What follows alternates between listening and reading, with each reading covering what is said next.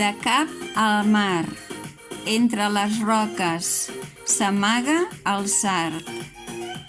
Un sard petit com un mosquit, un sard més gran que un elefant, un sard menut. Quan l'he mirat no s'ha mogut. És pla i rodó, sembla de plata. Sobre la cua hi té un punt negre.